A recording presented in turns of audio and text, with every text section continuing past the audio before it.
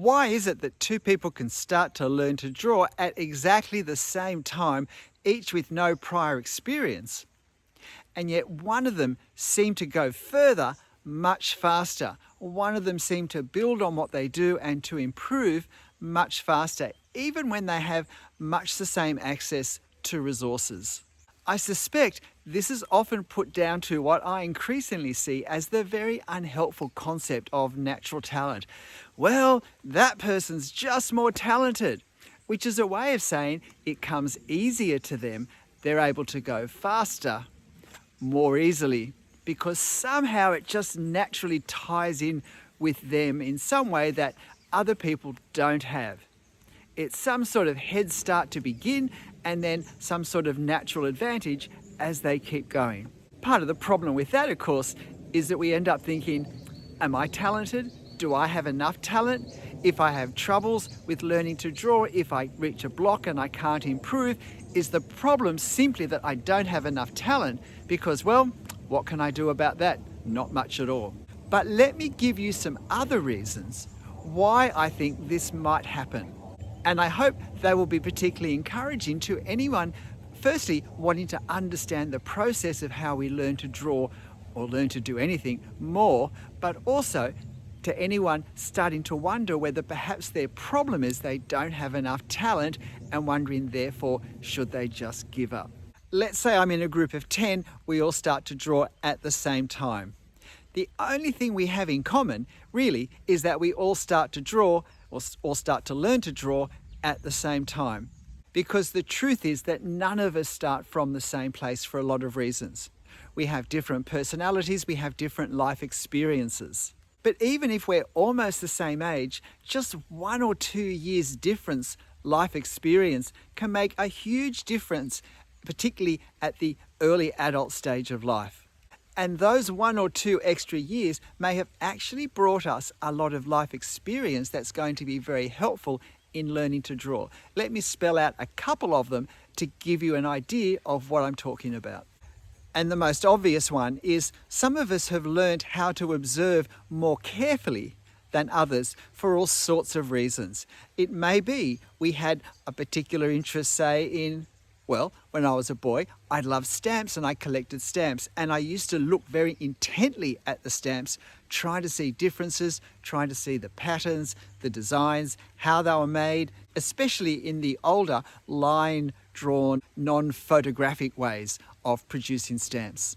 Or possibly I've had an interest in, say, bird watching, where I've actually tried to find birds, and when I found them, I look at them very intently for the short period they stay still so that I can see, gather all the information in my mind enough so I can then find them in a book.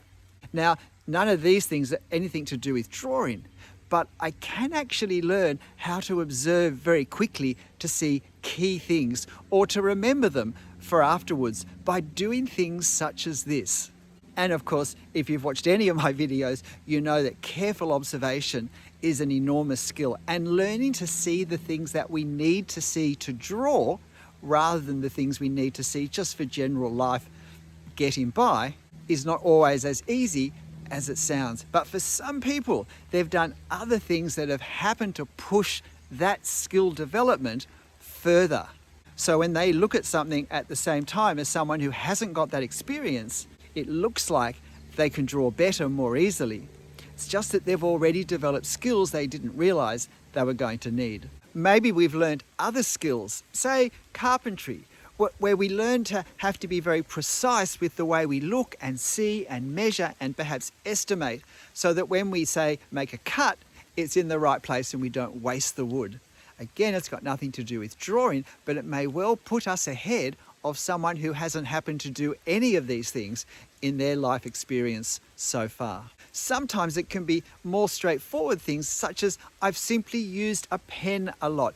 Maybe I was very studious at school and I did subjects where we had to write a lot of essays, so I became very comfortable with holding a pen and moving a pen with lovely fluid movements. My arm is nice and loose and relaxed when I write because I couldn't write well without that, and those hand-eye coordination, arm, hand, wrist skills all happen to be very useful if I start to learn to draw. particularly if I was used to writing in the same medium, which I'm going to draw with. This is an advantage I'm sure I had when I started to draw, and that's that I'd learnt to learn. Now, sometimes we learn to learn because we learn how to learn, because learning is a skill. And because I'm a trained high school teacher, not art, but a trained high school teacher, I learnt to learn as part of our teacher education. But when I began to draw and realised I had to learn this new skill, I understood a lot of practices that would be helpful, a lot of strategies that would be helpful or not helpful in the learning to learn process. Even though I didn't have a teacher, I was self-taught, I knew how to function as the teacher, and that helped me know what to do, how to do it, when to do it to maximum advantage. It didn't make it easier in itself for me to learn to draw, but it cut out a lot of time wandering in the wilderness doing things that weren't going to be as helpful as the things I chose to do. It wasn't talent, it was life experience and learning before I started. If we go back to our 10 people who are all starting to learn at the same time, if we were to ask each of them, why are you learning to draw? Why do you want to? We are going to get 10 very different reasons. And each of them is likely to have a different level of motivation and commitment. There's a commitment enough and motivation enough for all of us to start, but when the going gets tough, when we have to make choices with what we do with our time, and just how much importance and effort and concentration I'm prepared to spend on this is going to change if I'm doing it just to have fun, if I'm doing it because I've been really inspired by other drawings and it's made me want to try it. It's going to be very different if I think it's going to be a side hustle, if I'm going to be able to sell my drawings at markets and so forth. And it's very different again if I dream of being a full-time artist who lives off their art for my career.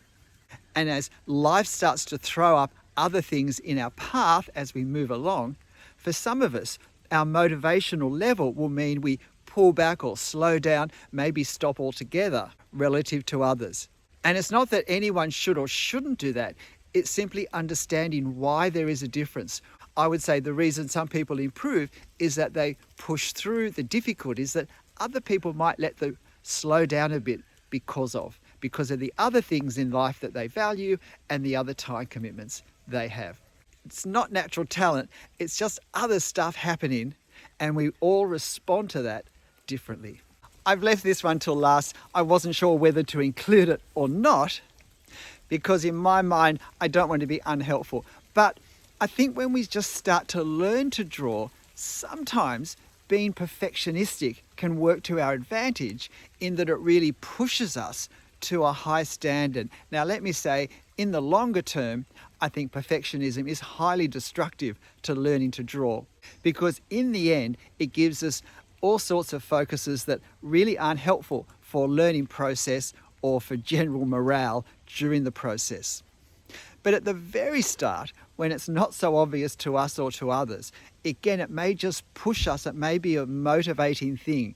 This fear or drive that we have to get it perfect can allow us to dredge up energy and effort that perhaps other people not quite so driven don't have. And that can make it look as though we're getting further more easily. But not at all. We all simply have different personalities and life experiences that mould how we think and how we push ourselves on. I think the bottom line, I think the take home of all of this is when we learn to draw, don't compare ourselves with other people. Don't worry about who is or isn't talented. Not a helpful concept if it means anything at all, at all.